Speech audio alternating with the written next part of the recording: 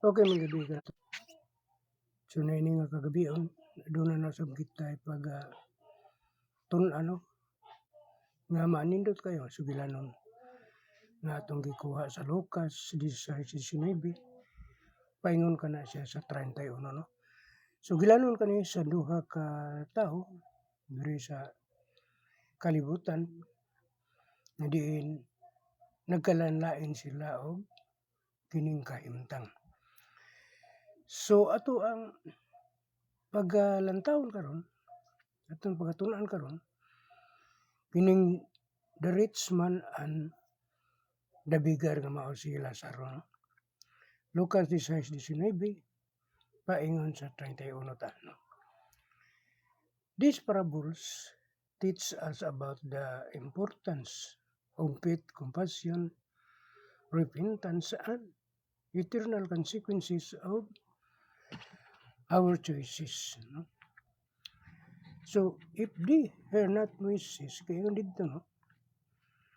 If they hear not Moses and the prophets, neither will they be persuaded. Truth one arose from the dead. No? So, ang naitabo mo ni ini, nga miingon ang kuan, miingon ang dato, kaya nagtormento man siya, no? Na kuan na siya na siya doon na sila lain-lain nga destinasyon no? Pagkamatay nila duha. So miyangyo kini siya nga doon na siya mga 5 ka igsuon pa nga naabuhi sa kalibutan.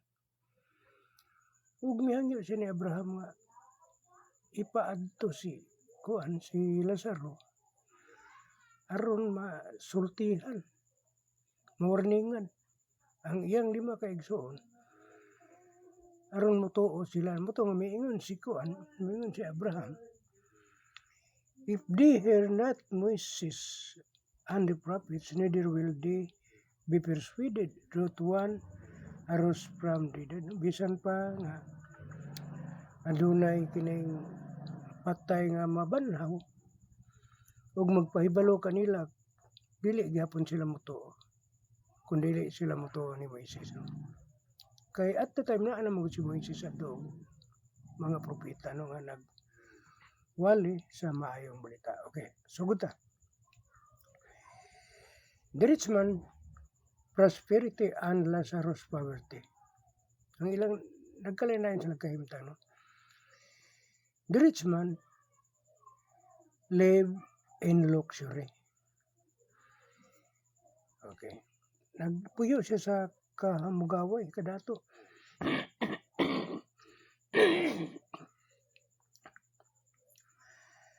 Verse 19, there was a certain rich man. No? Puyo na siya sa kahamugaway nga kahimtang. Upan, sumala pa sa Proverbs, mga basa na ito, no?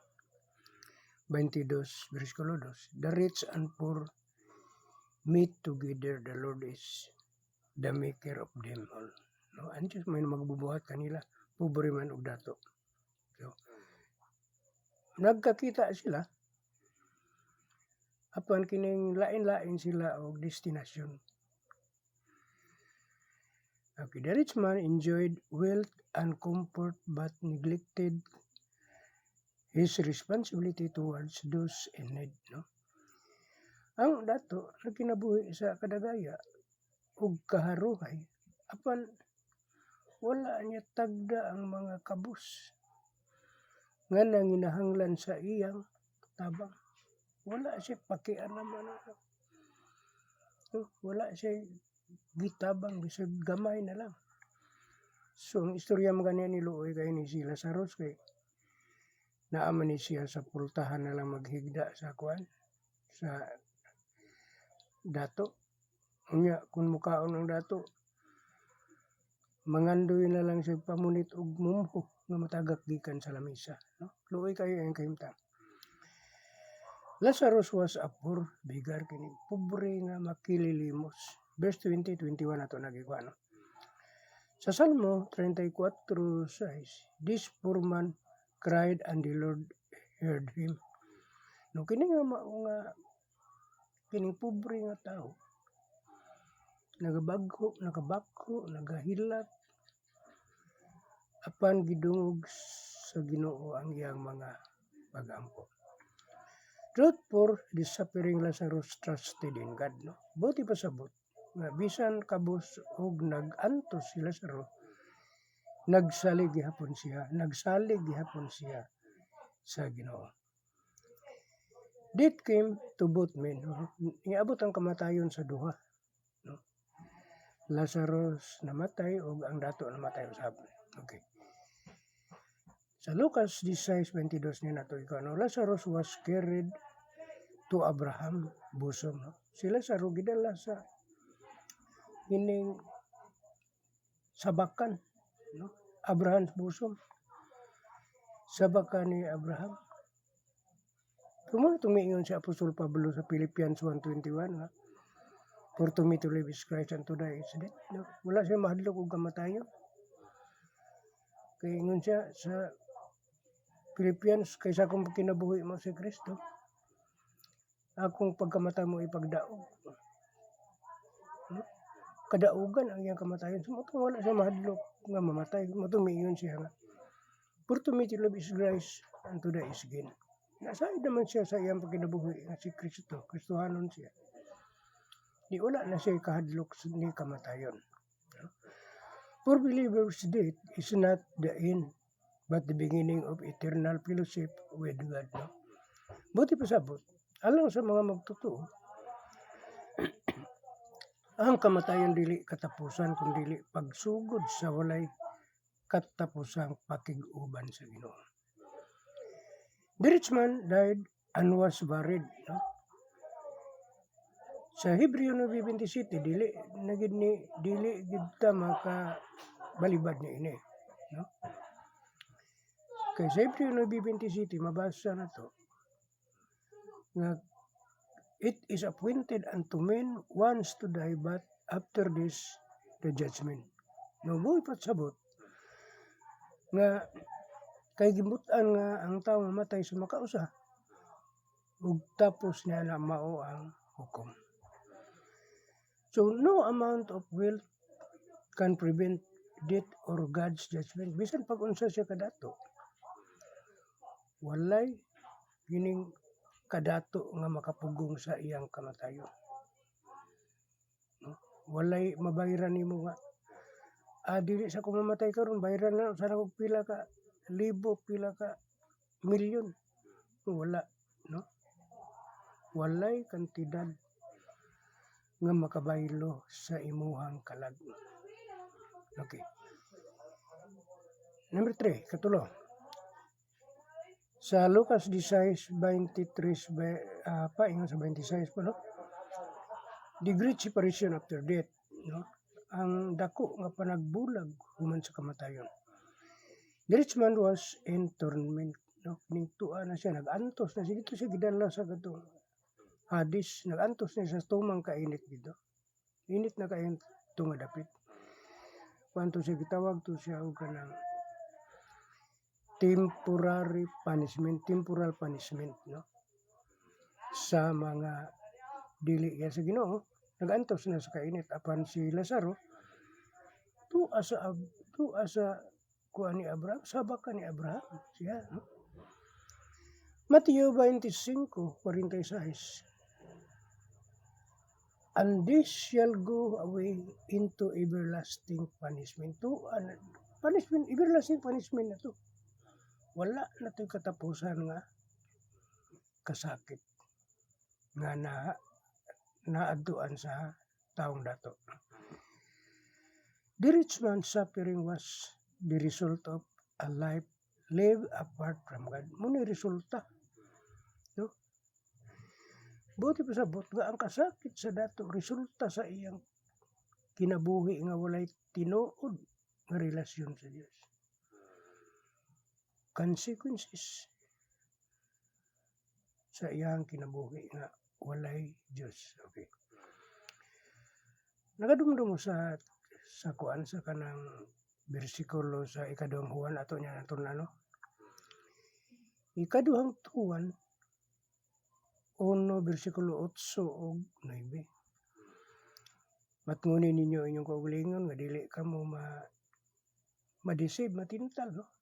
Sa mga butang nga imong gihaguan. Kay bisan kinsa nga wala magasunod sa pagtulon ni Kristo, wala kaniya ang Dios. Laptod pa kay istorya kung wala siya dili pagtulon ni Kristo nga ya gidala, wala kaniya ang Dios. Apan si bisan kinsa nga nagsunod sa pagtulon ni Kristo, anaa kaniya ang amahan ug ang anak. So, the parables of Jesus Christ in John 15. Sige, ingon niya Jesus Christ dito. Ako ang tinuod nga punuan sa paras. Kung ang sanga magbulag sa punuan, sa mitabo, diba? Mamatay, laos. So, ang tao kung mabulag ni Kristo, mamatay usap. Wala siya Diyos. Okay.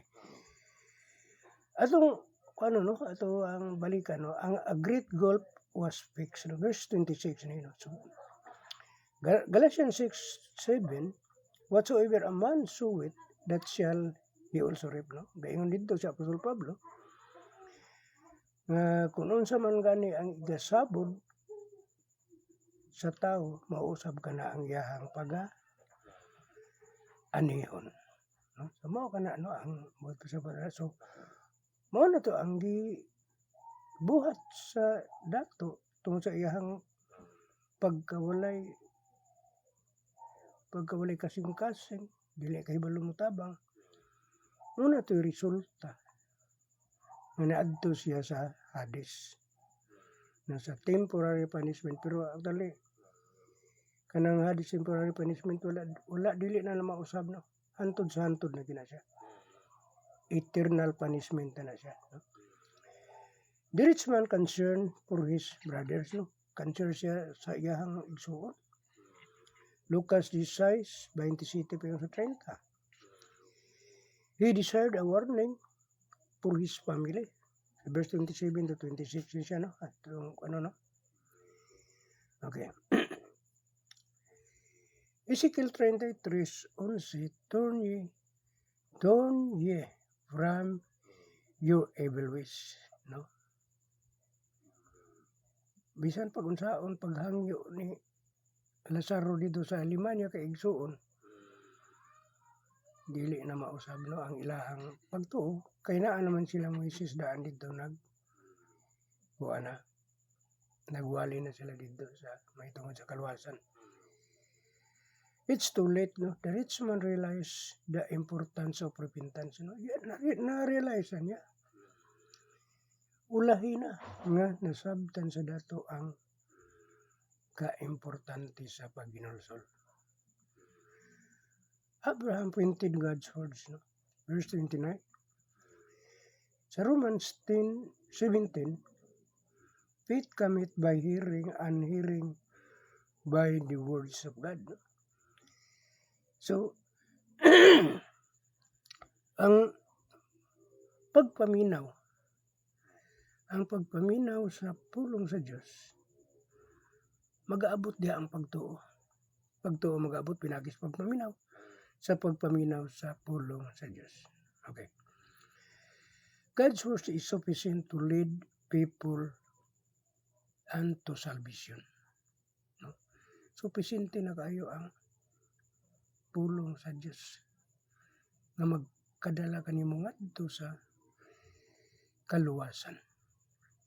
Okay. Buti pa sabot. Ang pulong sa Diyos igo aron madala ang tao ngadto sa kaluwasan. The sufficiency of God's words, no? Lucas 16:31 atong basahon. They must hear Moses and the prophets. Kinahanglan maminaw sila ni Moises ug sa mga propeta. Katong 5 ka igsoon niya. Ano man, nagikinahanglan man, maminaw sila. Matod pa ni Apostol Pablo sa 2 Timothy 3:16, all scripture is given by inspiration of God. Pinaagi sa kining Biblia, scripture. no? Kasulatan. The scripture provide all that is necessary for faith and salvation. Buti pasabot nga ang kasulatan naghatag sa tanan nga gikinahanglan alang sa pagtuo ug kaluwasan. Unbelief cannot be solved by miracles alone. Bisan pag nabanhaw si Lazaro ug niadto dito sa 5 ka igsuon ni sa dato, dili gyapon motuo. No? Wala, dili sila motuo og miracle. Mga tao kaniadto dili motuo og mga milagro kayo, dili kayo sila motuo. Kani kadtong the resurrection of Lazarus katong igsuon nila ni Maria ug ni Marta nga gibanhaw ni Jesus Christ. Ang nagtuo ato ang katuraman diha sa akto nga nakakita. Apan ang uban nga nasuginlan na istoryahan wala gyud mobati og pagtuo. No? Lisod patuon og milagro ang mga tao kaniadto. Bisan pa kaniadto karon, no? Mayon si Abraham, si Apostol Pablo o si John, sa John 20 verse 29, blessed are they that have not seen and yet have believed. No? Bulahan kadtong bisan wala sila nakakita, apan adunay pagtuo. A hardened heart will reject truth even when given extraordinary evidence. No? Buti pasabot nga ang gahi nga kasing-kasing mahimong musalikoy sa kamatuoran bisan adunay dagkong milagro. Bisan adunay mga extraordinary evidence. No? Singon na ila ginang ikasalikoy. Sumuna nga kinahanglan kita mga magtotoo.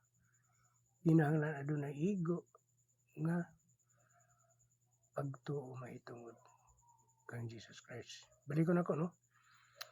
Ato ang ato ang tagaan nato og kining unsa may nakuha nato sa mao nga kuan. Sa mao nga unsa na benefits nato sa mao nga sugilanon. Gikan sa Lucas 16:19 pingon sa 31. Okay, atong i-review. Number 1. Earthly wealth cannot save a soul. No? Ang bahandi sa kalibutan dili makaluwas sa kalag. No? Una, primero na. Ikaduha. God cares for the humble and needy. No? Ang Diyos nag-atiman sa mga mapainubsanon o manggi hatagon sa nanginahanglan. No? Ikatulo, death is not in. Muna ito ang mabinefits na nakuha na ito sa mga sugilan. Death is not the end. Eternity awaits to everyone. Ang kamatayon dili katapusan, adunay walay katapusan, kahimtang alang sa tanan. Okay, kaupat. Today is the day repent and believe God's word. No? Karon mao ang adlaw sa paghinulsol, pagtuo sa pulong sa Dios. So, akong ikahatag challenge inyo ani, are you trusting in riches or are you trusting in Christ? Sala sa kapangutanan ako no. Alang ka na itong tanan. Buti pasabot, nagasalig ka ba sa bahandi o nagasalig ka kang Kristo? So, kita rin makatubag na tagsa-tagsa ka na to. So, dagan salamat na sa mga kahuman kita o lain na usab nga hamubo nga sugilanon apan matulunganon kayo. Dagan salamat. And God bless us all.